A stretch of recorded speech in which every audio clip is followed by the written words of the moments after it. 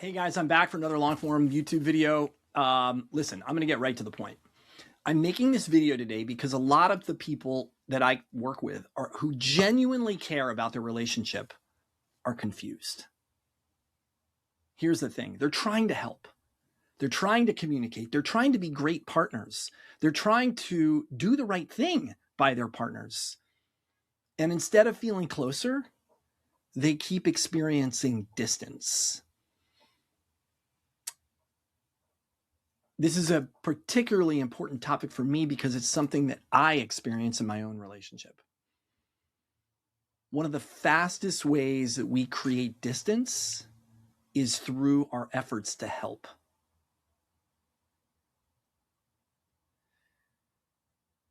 See, there are two ways we try to fix, or we try to help. Sorry. There are two ways we try to help. We try to fix someone else, and we try to abscond from any sense of responsibility that we have for our feelings by blaming. And in spite of it not feeling like they're the same thing, fixing and blaming, they are the same thing. As long as the fixing is about fixing someone else in order to make you feel more comfortable. See, there's an inherent discomfort. There's an inherent uncomfortable feeling you experience when your partner does something that irritates you. Ultimately, it will weave its way back to some version of fear. And your ego or your protector controller, its job is to keep you safe. So it's going to look at that as a threat. And if it's a threat, then that person or that incident, whatever happened, becomes the reason for your discomfort. And in that moment, if left to its own devices, because you're believing you're thinking, its job is to change you, convince you, show you the problem with the way you think about this, show them why this is difficult for other people, show them how it affects other people in their life, like prove to them that their thinking is off and they should think more like you. See, everything else serves this. I'm going to give you an example from a car ride I was taking with my wife. We were on our way to an event. We have an informal rule, an agreement that when we're going to an event together, that we're present together, that we don't do work. We're not on phone calls. We're not doing other things, because I've been in this situation before where I start feeling like a chauffeur. And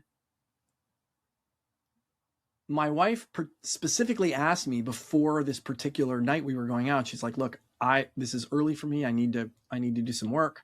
Is it okay? Well, it was okay when I said, yes, of course, it's okay. But what I found was it was about a 45-minute drive. As we got 30 minutes into it, I didn't realize it was going to be so intense. I didn't realize it was going to be so consuming. And what I started feeling was a tightness in my body. I started feeling my throat tighten up.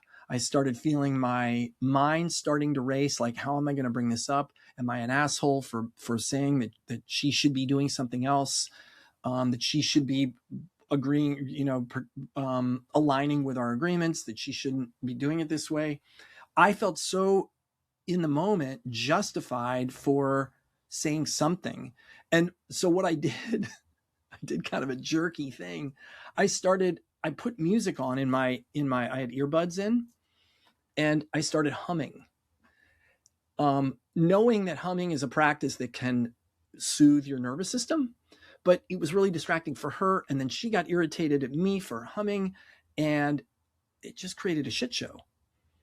Now, in moments like this, I'm not responding to the reality of the situation. Julia was on a phone call and I was driving, but I was responding to my upset came as a response to the way I was thinking. Like, I didn't come on this evening for this. And as I thought more and as I believed my thinking more, I got more and more upset. See, my thinking feels like reality. Well, this is reality. This is the way it is. How else could you view this? But what it really is a map.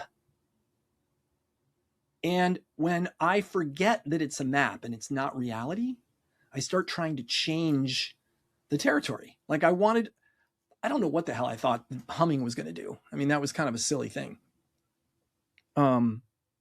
Maybe get me some attention, maybe get her to stop talking on the phone. Like she couldn't talk on the phone if I was humming loud enough. I don't know exactly.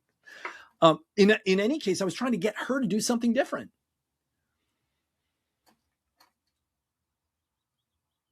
You know, I was trying to fix it by redrawing the map.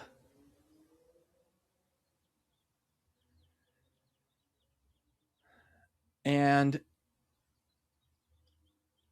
that inherently doesn't work. Because see, it pulled me out of my loving, not loving in any sort of way other than a context, a loving context, a loving frame, a respectful frame, a compassionate frame, a patient frame. It pulled me completely out of that. And as I did things to try to resolve the issue from this other way of thinking, it came out as pressure. It came out as unsafe. And it caused more of an upset. You know, Julia told me after she didn't, if I was going to do this kind of thing, that she didn't want to go on date nights with me during the week. And of course, then I felt I got my feelings hurt. Like, really? It's going to come down to either rolling phone calls with Andy driving as a chauffeur or no date nights. And I was completely bought in to my way of thinking. It wasn't real. It was just my map, the way I've organized things. And my map was off kilter, or my map was triggered. See, when I didn't realize that night, but when I do realize that I'm inside of my thinking, something will settle. Urgency. The urgency drops. I know that we'll get to the end of the car ride. I'll mention it at dinner or wherever we were going. I don't remember where we were going that night. And just like, oh, maybe next time it'll be different. Knowing that my wife is doing her best, knowing that her desire is actually to be there with me, not to be rolling on a phone call for work. But see, as I kept reminding her of the wrongness of what she was doing, it reminded her of her wrongness because of her internal mechanisms around what she should be doing. She knows when she's in the car with me, she'd much rather be with me, and she should be with me. She's my wife. She's my partner. She's my ride and die. And so she started feeling guilty. She didn't tell me that, but it created this battle of low quality thinking, low mood thinking, low level thinking. And it became an impossible situation. See, the solution to something like this is not to stop fixing or stop blaming. It's to wake up to the mechanism and allow that. When you wake up to it, allow it to pass. Practicing noticing it in the moment. when your body tightens, when you start feeling like negative thoughts,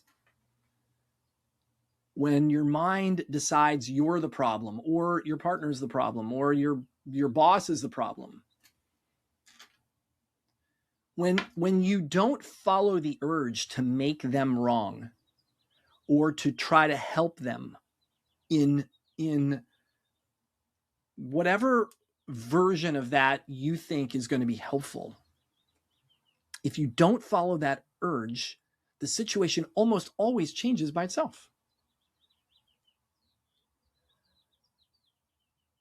And how I know this is true is it happens in reverse. I know that when someone, my wife or someone else, tries to give me too many instructions, or tries to tell me about how to fix something, or how to make something better, or what I should be doing that I'm not doing, it activates my defenses in my system. So I know that it doesn't work, and it pulls me out again. It pulls me out of my loving essence. See, if we're operating inside of a loving essence with one another, there is no need for fixing.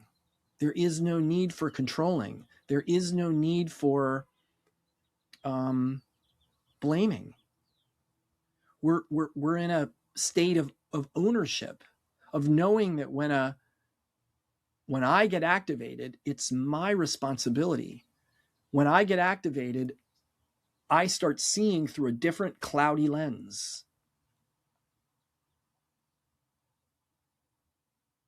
And so it's really about, when I mistake my thinking for reality, I try to control people. When I see it for what it is, and I can pause, I can then meet them.